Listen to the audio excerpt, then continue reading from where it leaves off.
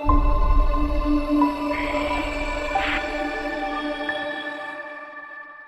जी, नमस्कार।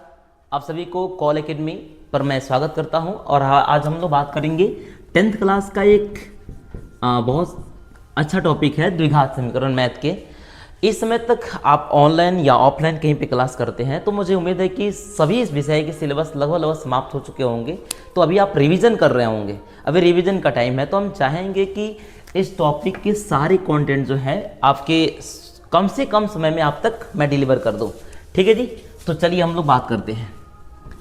ठीक है जी, और ये जो आपका टाइम है अभी 10th या 12th क्लास के बच्चों के लिए बहुत ही गोल्डन टाइम है। आप इस समय को आप बेवजह के कामों में बर्बाद न करें, कोशिश करें कि मैक्सिमम टाइम जो है किताबों में दिया जाए। ठीक है ना जी, चलिए। तो क्वाड्रेटिक इक्वेशन है क्या? द्विघात समीकरण हिंदी में बोलते हैं इसे। देखिए यहाँ पे जैसे मान लीजिए द्विघात समीकरण का मतलब होता है दो घात वाले समीकरण को द्विघात समीकरण कहते हैं। इसका मानक रूप क्या होता है? मानक रूप, या इसको हम कहते हैं व्यापक रूप। क्या कहते हैं जी? व्यापक रूप। स्टैंडर्ड फॉर्म बोलते हैं इंग्लिश में। क्या होता है? ax(x)y plus bx plus c equal to 0। चलिए, क्या होता है जी? ax(x)y plus bx plus c equal to 0 होता है। ठीक है जी। अब देखिए यहाँ पे समझने वाली बात यह है कि जहां आपका a नॉट इक्वल टू क्या हो जाएगा? 0। ये कभी भी 0 के बराबर नहीं होगा। अगर मान लीजिए ये 0 हो जाएगा तो ये समाप्त हो जाएगा x(x)y। जब x(x)y समाप्त हो जाएगा तो द्विघात समीकरण थोड़ी ना इसे हम कह पाएंगे जी। तो यहाँ पे a equal not equal to 0, ये इसका स्टैंडर्ड फॉर्म है, मानक रूप है। ठीक है ना जी। अब यहाँ पे समझने वाली बात है कि दो घात होनी ही चाहिए। ठीक है जी। कुछ यहाँ पे उदाहरण देखिए। अगर कोई पूछे कि बताइए कि क्या यह द्विघात समीकरण है? x(x)y plus 2 into x plus 3 equal to 9, क्या ये द्विघात समीकरण है? तो सबसे पहला काम है कि इसको स्टैंडर्ड फॉर्म में बदले। ठीक है जी। तो पहले आप इसको स्टैंडर्ड फॉर्म में बदलेंगे। आप तो स्टैंडर्ड फॉर्म में बदलेंगे या नहीं बदलेंगे तब भी हो जाएगा। आप इसमें मल्टीप्लाई करो। इसका मैक्सिमम पावर कितना है? 2, इसका मैक्सिमम पावर 1। तो मल्टीप्लाई करते समय जो है आपके पावर जुड़ जाता है। तो जोड़िएगा तो 2 एक कितना हो जाएगा? 3। अरे यहाँ पे आपका x के पावर 3 होने वाला है सब, या x के क्यू। अब प्लस इससे करेंगे तो 2x प्लस 3 इक्वल टू 9। तो यहाँ पे x क्यू प्लस 2x इधर आया तो माइनस में आ जाएगा, ये प्लस में घट करके -6 देगा। तो बताइए जी, ये द्विघात समीकरण है। तो यहाँ लिखेंगे यह द्विघात समीकरण, यह द्विघात समीकरण नहीं है। ठीक है जी, ये द्विघात समीकरण नहीं है। एक और हम लोग एग्जाम्पल देख सकते हैं। यहाँ देखिए x प्लस 2 x प्लस 3 या x प्लस यहाँ पे हम 4 कर दे इक्वल टू 5। अब ज़रा यहाँ पे समझिए, ये तीनों ही आपके गुना में है। ठीक है जी। इसका मैक्सिमम पावर 1 है, इसका मैक्सिमम पावर 1 है, इसका मैक्सिमम पावर 1 है। तीनों को हम पावर जोड़ देंगे तो पावर पुनः 3 हो जाएगा। जब पावर 3 हो जाएगा तो क्या लगता है ये द्विघात समीकरण होगा? नहीं होगा जी, ये भी द्विघात समीकरण नहीं है। बिना गुना किए आप कर सकते हैं। अगर ऑब्जेक्टिव में आता है तो हमें गुना करने की आवश्यकता भी नहीं है। ठीक है ना जी। चलिए आगे बढ़ते हैं। ये मानक रूप दिमाग में रखेंगे, ये कभी कभी आपका जो है ऑब्जेक्टिव में पूछता है। ठीक जी। चलिए अब जो है यहाँ देखिए, अब ये आपके द्विघात समीकरण के कितने मूल होंगे? द्विघात आपके समीकरण का मूल कितना होगा? 2 घात का वाला समीकरण है तो 2 मूल होगा। कितना होगा जी? 2 मूल होगा। चलिए हम मान लेते हैं, माना कि द्विघात समीकरण का पहला मूल अल्फा है और दूसरा मूल बीटा है। मान लिया जाए, माना कि द्विघात समीकरण का प्रथम मूल अल्फा तथा दूसरा मूल बीटा है। चलिए, यदि 2 मूल यहाँ पे मुझे पता है, द्विघात समीकरण का दोनों मूल पता है, तो हम द्विघात समीकरण निकाल सकते हैं। एक सूत्र है जिसको कहते हैं द्विघात सूत्र। क्या बोलते हैं जिसे? द्विघात सूत्र। अगर मान लीजिए कि मैथ में बेहतर करना है तो सबसे पहले जो उसका थ्योरेटिकल पार्ट है उसे बेहतर करना होगा। बार बार रिवीजन करना होगा, फार्मूला याद होने चाहिए। अगर फार्मूला याद नहीं है, मैथ के थ्योरेटिकल पार्ट बेहतर नहीं है, तो डेफिनेटली आप मैथ में बेहतर नहीं कर सकते हैं। इसीलिए पहले इसको हम लोग बेहतर करें। यहाँ देखिए, तो ये क्या होता है आपका x x bar minus alpha plus beta into x plus alpha into beta equal to 0। ये होता है द्विघात सूत्र, और इस सूत्र के माध्यम से हम लोग जो है द्विघात समीकरण का द्विघात समीकरण निकाल सकते हैं, यदि मूल मुझे पता हो तो। हम लोग आइए इसको उदाहरण से समझते हैं। अब यहाँ देखिए उदाहरण, अगर ऐसा दिया है, यदि द्विघात समीकरण का मूल 2 और 3 है तो द्विघात समीकरण निकालें। ठीक, यदि ऐसा है तो क्या करेंगे आप? अब यहाँ पे सॉल्यूशन में समझें आप। यदि जो है यदि द्विघात समीकरण का मूल 2 है और 3 है, मतलब अल्फा का मान 2 बीटा का मान 3 है, तो हम द्विघात समीकरण कैसे निकालेंगे? इस फॉर्मूला के माध्यम से। यहाँ आपका अल्फा कितना है जी? अल्फा 2 है, और बीटा कितना है साहब? आपका 3 है।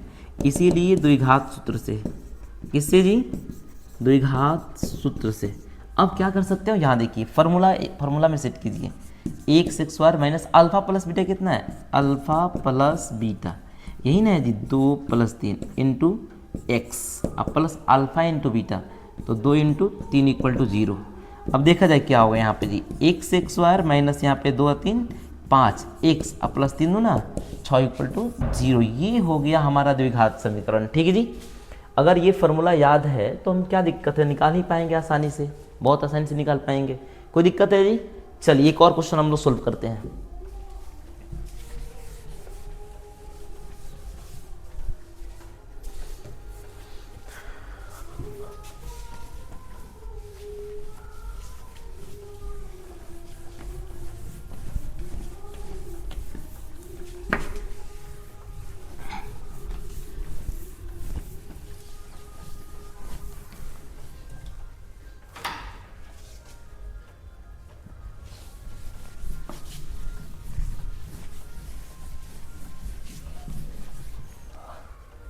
बीटा वही बीटा है।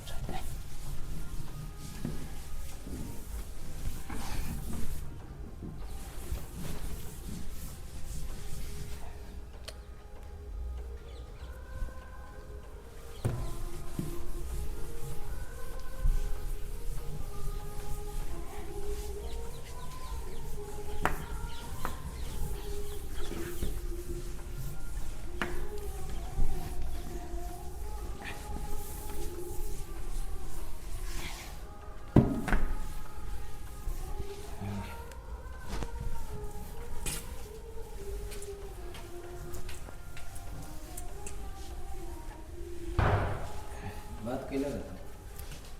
चलता 2 मिनट रुको। चलिए, तो हम लोग बात करेंगे दूसरा क्वेश्चन। देखिए यहाँ पे उदाहरण आपके 2, यदि द्विघात समीकरण के मूलों का योग तथा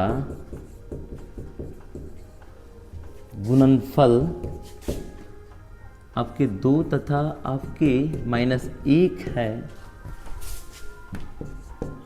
तो द्विघात समीकरण निकालें।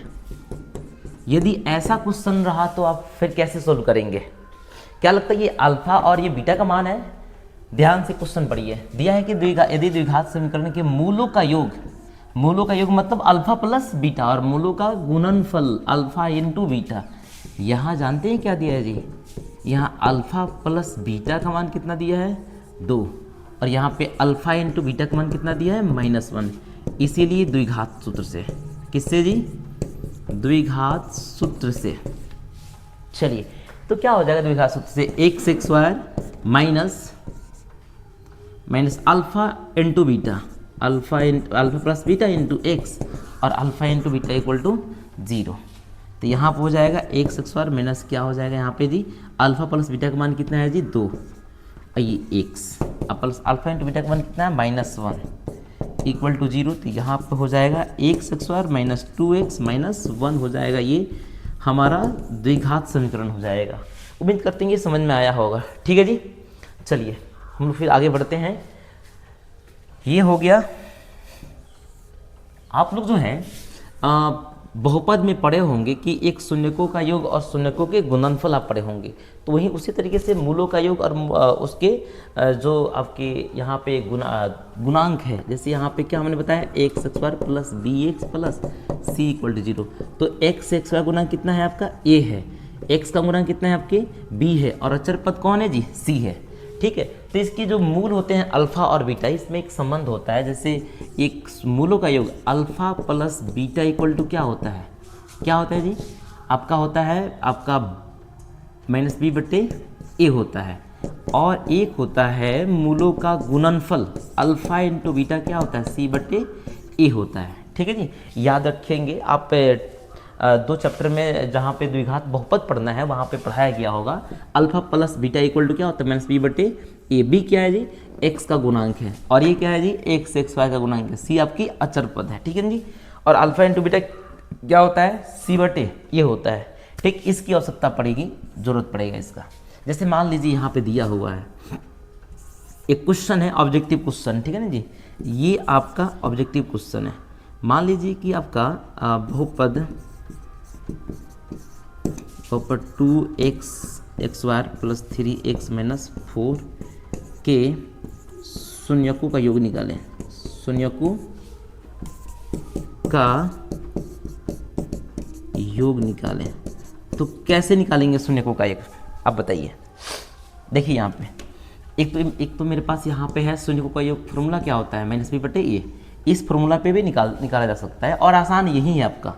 अगर ये ऑब्जेक्टिव क्वेश्चन ने कह रहा है कि यहाँ पे शून्यकों का योग निकाले, तो अल्फा प्लस बीटा का मान ही तो पूछ रहा है ना जी, है ना।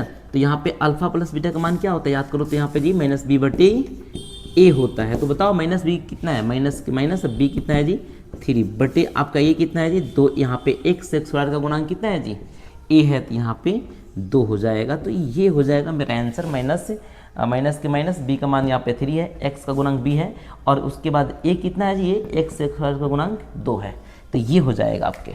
अगर गलती से यहाँ पूछ ले कि शून्यकों का गुणनफल किया, तो अल्फा इंटू बीटा का मान यहाँ पे निकाल देंगे, अल्फा इंटू बीटा का मान सी बटे ए, सी का मान कितना हो जाएगा जी -4 हो जाएगा, और आपके ए का मान कितना हो जाएगा 2 हो जाएगा। क्रॉस कर लीजिए कितना हो जाएगा जी -2 आंसर हो जाएगा। ठीक है जी, चलिए आगे बढ़ते हैं हम।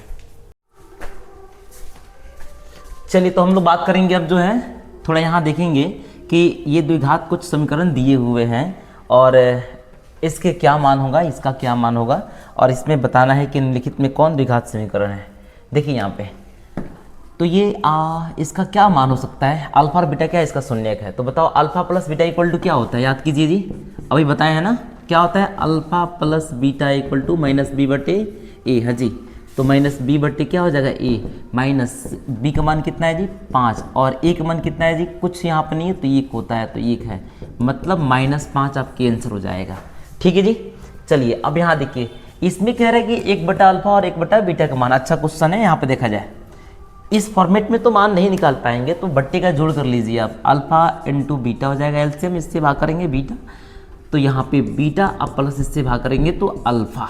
चलो सोचो यहाँ पे अल्फा प्लस बीटा का मान क्या होता है, याद करो जी, अल्फा प्लस बीटा का मान माइनस बी बटे, बताइए माइनस बी बटे ए, और ये अल्फा इंटू बीटा का मान सी बटे ए, तो ये ए खत्म हो जाएगा, क्या बच जाएगा जी माइनस बी बटे आपका सी, माइनस बी कितना है आपका माइनस। अब देखो ध्यान से यहाँ देखना, b किसका गुणांक है, तो x का गुणांक है, तो यहाँ पे x तो है नहीं, तो b का मान कितना हो जाएगा 0 हो जाएगा, बट्टे c कितना है 1, तो 1, तो 0 बटा कुछ भी रहेगा 0 आंसर आएगा। इसका मान कितना आ गया जी 0 आ गया। अब यहाँ देखा जाए निम्न में कौन आपके द्विघात समीकरण है, ये समझ में आया ना जी। चलिए निम्न में कौन द्विघात समीकरण है, द्विघात समीकरण होने का सीधा मतलब है कि वैसा समीकरण जिसका घात क्या हो जी 2 हो, क्या हो जी 2 हो। अब यहाँ देखिए, अब ये तो 2 घात तो है, बट यहाँ पे इसका आपका घात पूर्ण नहीं है, पूर्ण भी तो होना चाहिए, रूट में है आपका, देखा जाइए पूर्ण नहीं है। यहाँ पे आपका जो है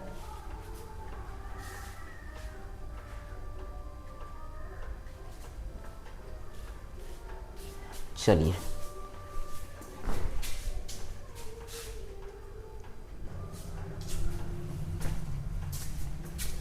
अब हम लोग बात करेंगे कि द्विघात समीकरण के हल करने की विधि। द्विघात समीकरण के हल करने की विधि, यहाँ देखिए। तो ये हल करने की कितनी विधियां हैं? तो आपका एक विधि आ जाएगा गुणनखंड विधि या अभाज्य गुणनखंड विधि कहिए, अभाज्य गुणनखंड विधि, इसे प्राइम फैक्टराइजेशन मेथड कहते हैं। और यहाँ पे दूसरा क्या है जी, पूर्ण वर्ग बनाने की विधि है।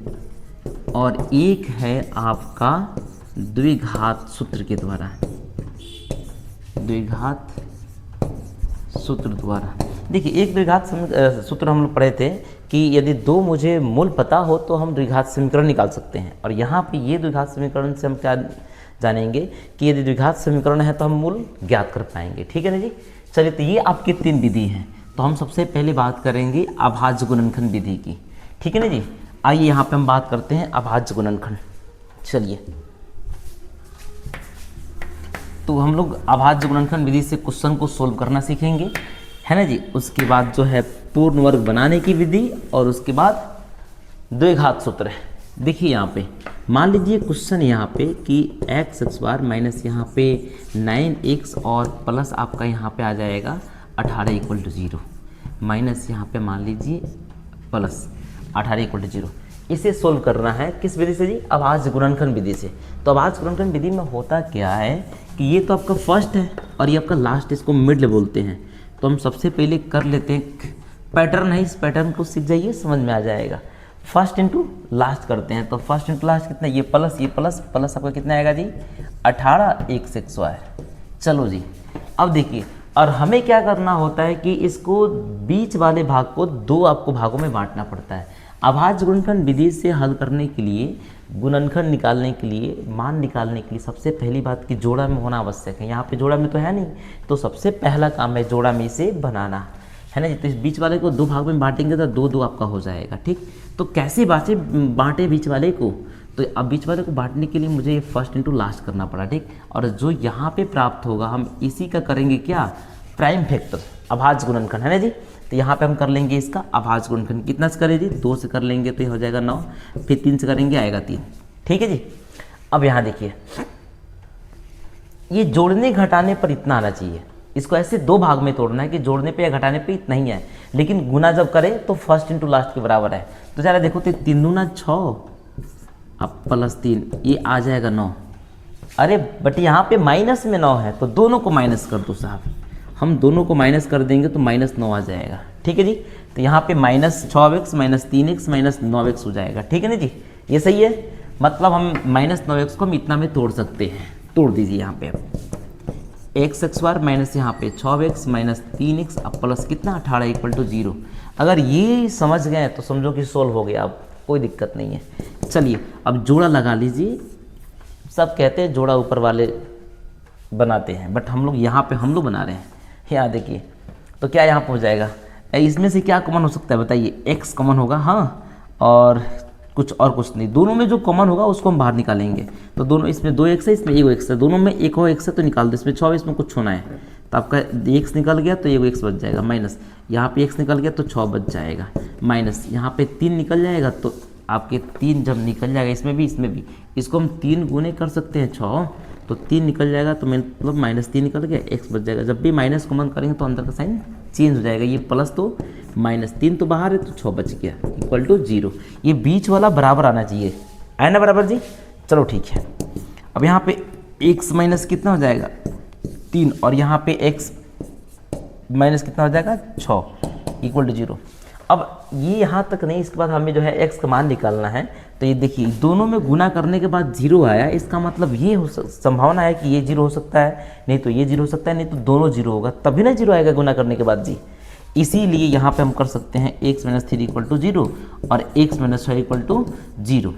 x का मान कितना हो जाएगा यहाँ पे 3 और x का मान कितना हो जाएगा यहाँ पे 6। तो ये आपका आ गया दूगो आपका मूल आ गया किसका जी, समीकरण का। ये विधि है अभाज्य गुणनखंड विधि। क्या है जी, अभाज्य गुणनखंड विधि है। समझ में आया? ठीक है, एक क्वेश्चन और हम लोग सोल्व कर लेते हैं। यहाँ देखिए दूसरा क्वेश्चन आपका जो है, मान लीजिए 2x² माइनस यहाँ पे 9x, तो हो जाएगा आपका यहाँ पे आपका प्लस कर दीजिए 11 = 0। एक क्वेश्चन है, अब इसे हमें क्या करना है जी, अभाज्य गुणनखंड विधि से सोल्व करना है। तो कैसे सोल्व करेंगे, अब यहाँ पे देखिए, फिर यहाँ पे करेंगे फर्स्ट इनटू लास्ट, वही पैटर्न है, पैटर्न से अलग नहीं जाना है आपको, पैटर्न सेम है आपका। तो फर्स्ट इनटू लास्ट करेंगे तो करो जी, निकाल दूँ ना, 22 प्लस में आएगा प्लस 22 आपका x²। अब यहाँ देखिए क्या आया, प्लस में 22x², प्लस में नहीं यहाँ पे माइनस दे दो साहब, तो सेट होगा आपका। तो माइनस प्लस क्या हुआ जी, आपके माइनस में आपका आ गया -22x²। ठीक है जी। अब कैसे बीच वाले के तोड़े, कि जोड़ने पर या घटाने पर इतना ही है, लेकिन गुना करने पर इतना आना चाहिए। चलो जी, अब यही सम प्राप्त करिए, जो 22 है ना, इसी का हम करेंगे प्राइम फैक्टर। याद है जी, यहाँ भी हम यही वाला किए थे, सेम यहाँ करना है। 2 से कर दो जी, 11 दूना 22। अब क्या करेंगे, कुछ भी नहीं, जोड़ेंगे 9 2 11, 11 और 2 13 हो जाएगा। 13 है नहीं है, घटाने पर देखो 11 में से आपका जो है 2 गया, कितना आएगा 9। अरे 9 तो चाहिए, लेकिन माइनस में चाहिए, तो बड़का को माइनस कर दो, छोटका को प्लस कर दो। 11 में से 2 गया तो 9, अब बड़का का चिन्ह माइनस तो -9, तो -11x + 2x दे देगा -9x। ये समझ में नहीं आया क्या? हाँ जी, ये फर्स्ट इनटू लास्ट करेंगे, ठीक है। यहाँ पे माइनस प्लस तो माइनस हो जाएगा -22x², और जो 22 है इसका हम प्राइम फैक्टर करेंगे तो 2 11 आएगा। जोड़ने पे आपका जो है 9 नहीं आ रहा है, घटाने पे 9 आ रहा है, तो बड़ा का चिन्ह माइनस कर देंगे तो -9 आ जाएगा। इस प्रकार से मेरा जो है -9 को हम इतना तोड़ सकते हैं। तो यहाँ पे क्या लिखेंगे, 2x², इसकी जगह पे हम -11x + 2x और ये -11 = 0। अब जोड़ा लगा लो जी, लग गया जोड़ा। चलिए, इसमें से क्या बाहर आएगा बताओ? इसमें से कुछ भी बाहर नहीं आएगा x के अलावा, x कॉमन कर लो, तो ये हो जाएगा 2x और -11 के 11। इसमें क्या हो जाएगा, देखो जी, इसमें कुछ भी बाहर नहीं, 2 है तो इसमें नहीं है, इसमें 11 तो इसमें नहीं है, तो 1 ले लो जी। तो ये 2x - 11 = 0। देखो तो बीच वाला बराबर है, हाँ जी बराबर है, ठीक है। x प्लस कितना हो जाएगा 1, और ये 2x - 11 = 0। चलिए, फिर यहाँ पे गुना करने पर ये 0 आ रहा है, मतलब ये 0 नहीं तो ये 0 नहीं, तो दोनों 0 हो सकता है, संभावना है, इसीलिए हम दोनों को 0 के बराबर करेंगे। हाँ जी, तो ये 2x = 11 और ये गुना में इधर भागा में, गुना में उधर गया तो भागा में, इसलिए x = 11/2। इधर x = -1।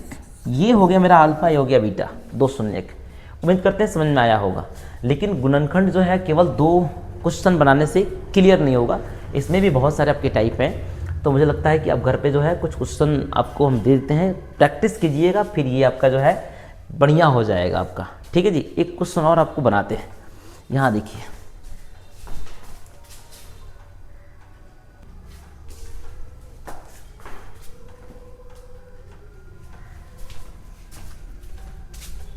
चलिए तो हम तीसरा क्वेश्चन बना रहे हैं गुणनखंड विधि से। इसे भी हम लोग सोल्व करेंगे। 3x² - 11x + 10 है, तो कैसे सोल्व करेंगे जी बताइए। फिर यहाँ पे करेंगे फर्स्ट इनटू लास्ट कर देंगे, फर्स्ट इनटू लास्ट, बताइए क्या आएगा। फर्स्ट इनटू लास्ट कीजिएगा, ये फर्स्ट है, ये लास्ट है, ये मिडल वाले हैं। इसी को 2 भाग में, ऐसे 2 भागों में तोड़ना होता है कि जोड़े या घटाएं तो इतना ही आ जाए, लेकिन गुना करें तो ये फर्स्ट इनटू लास्ट के बराबर आनी चाहिए। यही एक फॉर्मेट ही है आपका गुणनखंड विधि में, तो अच्छे से समझिएगा, है कि नहीं। कुछ क्वेश्चन है जो थोड़ा सा अलग करना पड़ेगा, कि नहीं। चलिए, प्रैक्टिस करते करते सब हो जाएगा, बेहतर हो जाएगा। ठीक है जी, चलिए। और कभी कभी होता है क्या कि बच्चों के मन में बड़ा भय होता है मैथ को लेकर के, बाप रे मैथ तो समझ में आने वाला सब्जेक्ट है ही नहीं, या उन्हें ऐसे कभी लगता है कि मैथ के लिए हम तो बने ही नहीं। ये सब गलत धारणाएं हैं, आप इसको हटाइए और लग करके काम कीजिए, हो जाएगा ठीक है। ठीक है ना जी।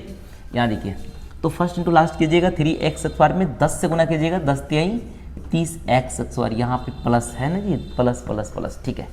अब देखिए, ये किस दो भाग में बांटा जाए, तो यहाँ पे हम जो फर्स्ट इंटू लास्ट में आया है इसी को हम क्या करेंगे प्राइम फैक्टर, तो 15। अब देखो ये यहाँ पे एक और आपको बात समझा रही है, ये प्लस में आया ना जी, तो हमें जो भी दो फैक्टर होगा उसको जोड़ करके इतना लाना होगा। अगर माइनस में आया तो घटा करके लाना होगा, यहीं से हम पता कर सकते हैं। तो 15 2 17 नहीं है। चलो जी आगे बढ़ो, 2 से नहीं लगेगा, 3 से कीजिए, तो हो जाएगा 5, 3 दूना 6। अब जोड़िए 6 5 11 आ तो गया जी, 6 अब प्लस 5 कितना आ गया 11। यहाँ पे प्लस तो जोड़ना है, यहाँ पे माइनस तो घटाना है, ठीक है ना जी। चलिए अब यहाँ पे देखा, ये दोनों जोड़ने पे 11 आ गया, बट यहाँ पे मुझे -11 चाहिए, तो दोनों को करना दो माइनस, कीजिए माइनस, तो -11, ठीक है। -6x -5x देगा -11x, ठीक है जी, करेक्ट। आइए यहाँ पे अब कितना आएगा 3x माइनस कितना जी 6x माइनस कितना 5x और प्लस आपके 10 = 0। ओके जी, ये जोड़ा लगा लीजिए आप, ठीक है। ये दोनों में से क्या कॉमन 3 होगा, दोनों में से x हो जाएगा, तो 3x हो जाएगा। तो 3 कॉमन हो गया, 2 x में से 1 x कॉमन हो गया, ये x बच गया माइनस। अब यहाँ पे क्या आपका 3 दूना 6, तो ये 3 तो कॉमन हो गया, 2 बच गए, यहाँ पे x तो कॉमन हो गया है, ठीक। दोनों में आपके 5 है, तो -5 यहाँ पे कॉमन हो जाएगा। क्या रह जाएगा यहाँ पे जी -5 तो कॉमन हो गया, केवल x रह जाएगा। और हमने बताया जब भी माइनस कॉमन कीजिएगा अंदर का साइन चेंज होगा, तो यहाँ पे प्लस में है तो माइनस हो जाएगा, 5 दूना 10 तो आ जाएगा =0। ये देखो तो बीच वाला बराबर है क्या, अरे है, सही है, फिर कोई दिक्कत ना है। 3x - 5 और यहाँ पे x - 2 = 0। अब ये दोनों में गुना करने पर 0 आ रहा है, मतलब ये 0 है नहीं तो ये 0 है नहीं, तो दोनों 0 है, इसीलिए हम क्या करेंगे, हम दोनों को 0 के बराबर कर देंगे, ठीक है जी। चलिए तो यहाँ पे क्या हो जाएगा 3x = उधर गया तो ये 5, ये मल्टीप्लाई में है तो x = 5/3 हो जाएगा। ये अल्फ़ा का मान हो गया और ये हो गया आपका बीटा का मान। उम्मीद करते हैं समझ में आया होगा गुणनखंड विधि, ठीक है जी। और एक क्वेश्चन आप बना करके आप बनाइए, क्वेश्चन आपको देते हैं, क्वेश्चन एक चौथा नंबर आप बनाएंगे, आपके लिए है y² माइनस यहाँ पे 10y और आपका यहाँ पे -11 = 0। ये आपके लिए क्वेश्चन है, देखते हैं आप बना पाते हैं कि नहीं। बनाइए, अगर आप बना पाए तो समझिए कि आप अच्छे से समझ गए। हालांकि ये थोड़ा सा अलग बनेगा, देखिएगा, कोशिश कीजिएगा, बनेगा आपसे।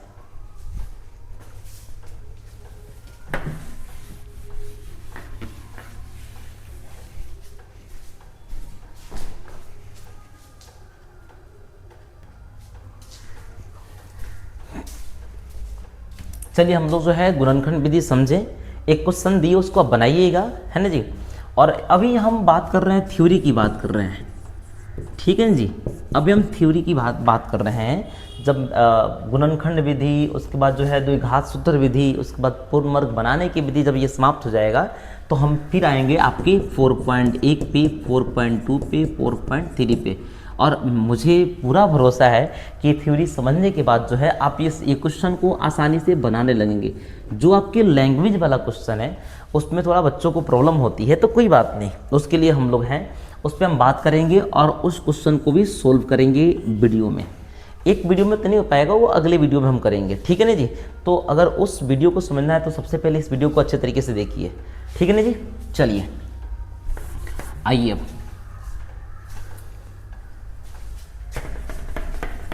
अब हम बात करेंगे कि द्विघात समीकरण को हल करने का, ये द्विघात सूत्र विधि कैसे हम हल करते हैं द्विघात सूत्र से। यहाँ देखिए, अब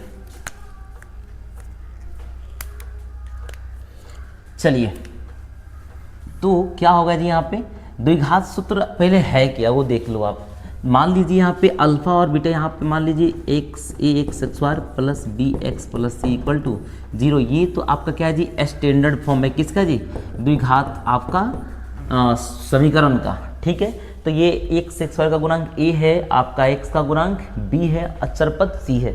मान लीजिए किसी आपके समीकरण में यहाँ पे अचर पद नहीं है, यहाँ पे 4x² प्लस 3x = 0, तो बताओ यहाँ पे c का मान कितना है, अरे 0 है साहब, इसमें कन्फ्यूज ना होइए, है ना जी। मान लीजिए 4x² माइनस 2 = आपके जो है 5 है, तो थोड़ा सा इसको कर लीजिए, 4x इधर आया तो माइनस में -7 = 0। अब यहाँ पे a का मान बताओ कितना हो जाएगा, ये 4 हो जाएगा, क्या हो जाएगा जी 4, ठीक है। और b का मान कितना है अरे b का मतलब x का गुणांक, x है क्या इसमें, नहीं है, तो क्या करेंगे जी, ये 0 हो जाएगा। अचर पद कितना है, तो -7 हो जाएगा। ठीक है ना जी, इन सब चीज़ों में कन्फ्यूज़न नहीं होनी चाहिए। अच्छा यहाँ आइए, तो एक हमने सूत्र बताया आपको कि दो आपके मूल पता हो तो हम द्विघात समीकरण निकाल सकते हैं। जैसा यहाँ पे अल्फा बीटा पता हो तो x bar minus alpha plus beta into x plus alpha into beta, ये हम बताएं, इससे आप द्विघात समीकरण निकाल पाएंगे। और द्विघात समीकरण पता है लेकिन हमें मूल ज्ञात करना है, तो एक और आपका द्विघात सूत्र है, द्विघात सूत्र। ये सूत्र बना कैसे ये भी हम लोग कर सकते हैं, बट आपकी रिवीजन की वीडियो में इतना करने से आपका वीडियो बहुत लॉन्ग हो जाएगा और आप देख नहीं पाइएगा, इसलिए अभी यहाँ पे हम बात करेंगे।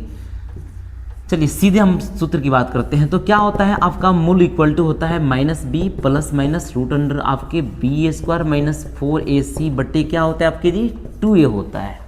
और ये है आपका, ये भी द्विघात सूत्र है और ये भी द्विघात सूत्र ही है। इससे इसका क्या मामला है कि जब दो मुझे मूल शून्यक पता है या मूल पता है तो हम समीकरण निकाल सकते हैं या बहुपद निकाल सकते हैं। बट यहाँ पे देखिए, इस आपके सूत्र के माध्यम से, जो ये भी द्विघात सूत्र ही कहलाता है, इसके माध्यम से क्या करेंगे हम, द्विघात यदि समीकरण पता है तो हम मूल ज्ञात कर पाएंगे और आसानी से निकाल पाएंगे। यहाँ देखिए, ए क्या है, बी क्या है, सी क्या है, आप समझ रहे हैं। ए का मतलब x का गुणांक, बी क्या है, x का गुणांक, और अचर पद क्या है जी, सी है। चलो जी, ये है हमारा द्विघात सूत्र। एक बार और कैसे बोलेंगे, -b plus minus root under b² minus 4ac बटे 2a। अब यहाँ पे देखिए, जो ये रूट के अंदर है, इसको जानते हैं क्या बोलते हैं, विवेकतर या हम विवेचक बोलते हैं। इसको डिस्क्राइमिनेंट बोलते हैं, डिस्क्राइमिनेंट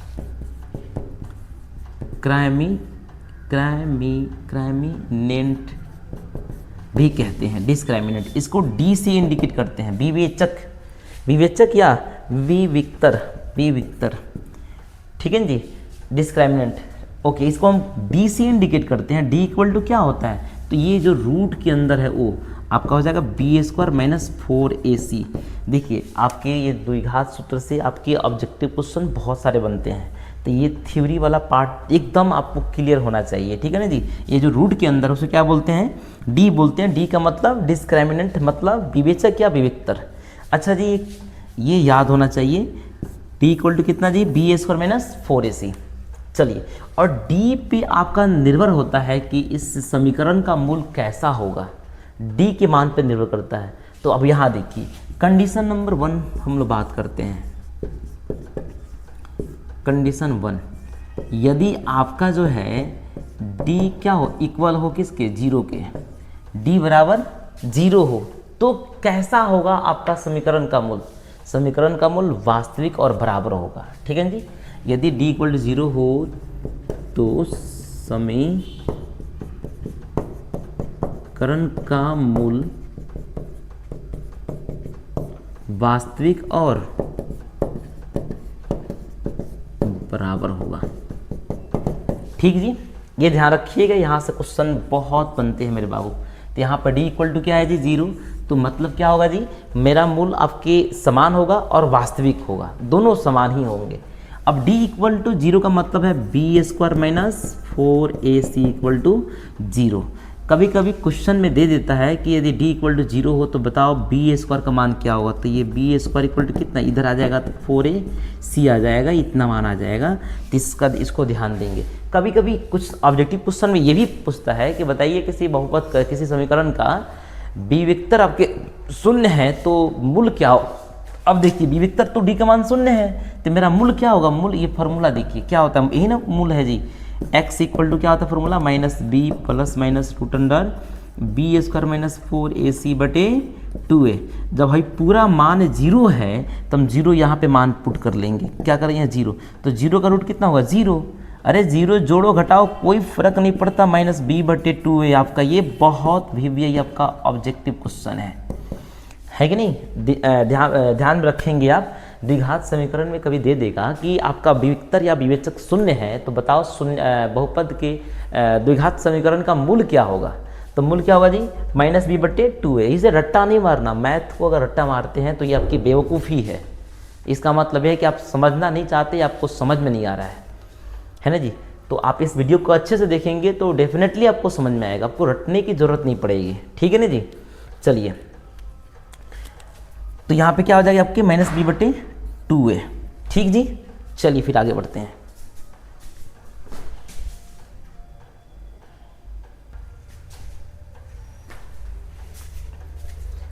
कंडीशन नंबर आपका 2।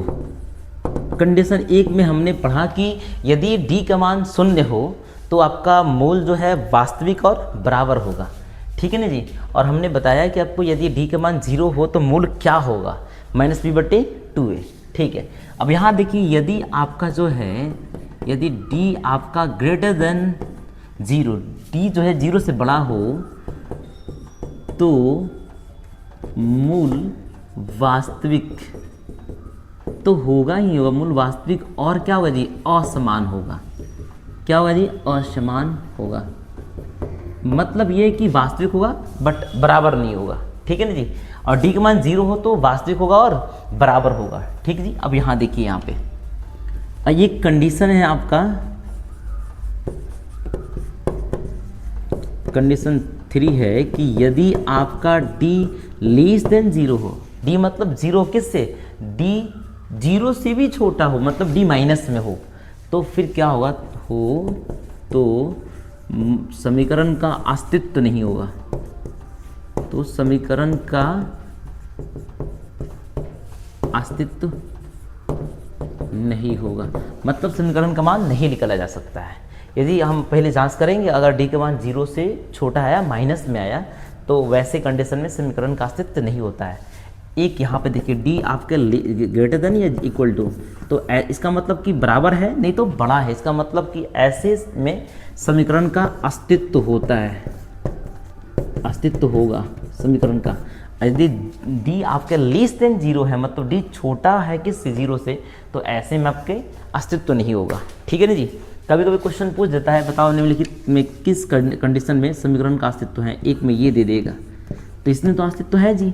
इस कंडीशन में समीकरण का मान निकाला जा सकता है, एक में बराबर होगा, दूसरे में बराबर नहीं होगा, लेकिन निकाला जा सकता है, ठीक। चलिए, तो हम बात करेंगे अब जो है कि द्विघात सूत्र से कैसे हम सॉल्व करेंगे। आइए क्वेश्चन को सॉल्व करते हैं।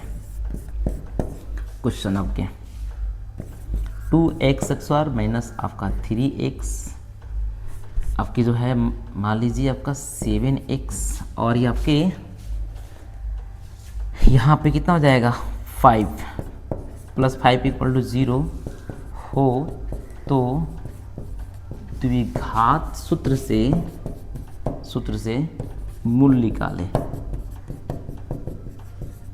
चलिए, हमें द्विघात सूत्र से क्या निकालना है जी, मूल निकालना है। तो कैसे निकालेंगे साहब, सबसे पहले यहाँ पे a b c का पहले मान तो निकाल लो। ये तो स्टैंडर्ड फॉर्म में है, अगर ये समीकरण स्टैंडर्ड फॉर्म में नहीं होता तो पहले हम क्या करते, स्टैंडर्ड फॉर्म में सजाने का काम करते। बट यहाँ पे स्टैंडर्ड फॉर्म में है तो ये बहुत ईजी क्वेश्चन है, स्टैंडर्ड फॉर्म में हमें सजाना भी नहीं है। तो यहाँ पे बताओ जी a का मान कितना है, बताया ना, x से x² का गुणांक, यहाँ पे x से x² का गुणांक 2 है। b कितना है बताओ जी, तो x का गुणांक कितना है जी, -7 है। साइन के साथ लिखते हैं, ये प्लस है तो लिख दो या नहीं लिखो तो प्लस में ही है। चलिए c कितना है जी, +5। अच्छा जी, चलिए अब द्विघात सूत्र से, अब द्विघात सूत्र जैसे भी दिमाग में आएगा तो आपके दिमाग में 2 आएगा। इससे तो क्या करते हैं, याद कर लो जी, बार बार इसको लिख रहे हैं हम कि आपको कन्फ्यूज़न ना हो, ठीक है ना जी। ये क्लास इसलिए देख रहे हैं क्योंकि इसलिए देख रहे हैं आप कि कन्फ्यूज़न दूर हो। कंटेंट तो हर जगह पड़े हुए हैं, बड़े बड़े किताब है कि नहीं, कन्फ्यूज़न को दूर करना है। तो भैया यहाँ पे क्या होगा आपका, ये आपके समीकरण निकालने के लिए, बट ये फार्मूला जो है आपका x = -b ± √अंडर के आपके b² - 4ac/2a, ये मूल निकालने के लिए। तो हमको मूल निकालना है ना जी, तो इस फार्मूला का प्रयोग करेंगे। चलिए, -b ± √अंडर कितना जी, b का मान बताओ कितना है जी, b का मान आपके 7 है, ठीक है, और -7 का होल स्क्वायर -4, ए कितना है साहब बताओ 2, और बी सी कितना है आपकी 5 बटे कितना 2a, 2 × a कितना है 2। चलिए सोल्व कीजिए, ये माइनस माइनस प्लस हो जाएगा, 7 अब प्लस माइनस, ये 7 का स्क्वायर प्लस में 49 आ जाएगा, 7 दूना 14 × 5 = 70। तो ये कितना आ जाएगा जी आपकी 749 और माइनस कितना आ जाएगा जी 4 दूना 8 और 8 पचे 40। तो 49 में से 40 गया तो 9 आ जाएगा। और बताइए 9 का रूट कितना आएगा जी 3 आएगा। देखिए यहाँ पे 749 प्लस 49 और 4 दूना 8 पचे 40। तो 49 में से 40 गया तो 9 आएगा जी, और 9 का रूट कितना आएगा 3 आएगा। तो यहाँ पे सीधे 3 दे दो, कितना लिखोगे आप। चलो जी, तो यहाँ पे क्या हो जाएगा आपके, अब देखो यहाँ पे प्लस माइनस में क्या आ गया जी, प्लस माइनस में आपका आया, तो हम एक बार कर देंगे प्लस और एक बार कर देंगे माइनस। यहाँ देखिए, यहाँ आपका जो है एक बार ले लेंगे प्लस 7 प्लस 3/4 है, और एक बार लेंगे x इक्वल टू 7 माइनस 3/4। तो ये कितना हो जाएगा 10/4, और ये कितना हो जाएगा जी 4/4। तो ये क्रॉस होकर 1 हो गया, ये 5 और ये 2, मतलब 5/2 हो गया। ये दोनों आपके मूल हो गए, ठीक है ना जी। चलिए, तो एक आपके बच गए क्या, पूर्ण वर्ग बनाने की विधि। पूर्ण वर्ग बनाने की विधि हम अगली वीडियो में इस पे बात करेंगे, और अगली वीडियो में आपको बताएंगे 4.1 में आप जहाँ जहाँ फंसे होंगे हम कोशिश करेंगे उस क्वेश्चन को हम कवर करें, हम है ना जी, अपने हिसाब से 4.1 4.2, ठीक है ना जी। और यदि आपको वीडियो अच्छा लगा और आप चाहते हैं कि हम इसका अगला जो है वीडियो को वॉच करें देखें, तो चैनल को सब्सक्राइब कीजिए ताकि आपका नोटिफिकेशन आपके पास पहुंच जाए, ठीक है जी। Okay, thank you.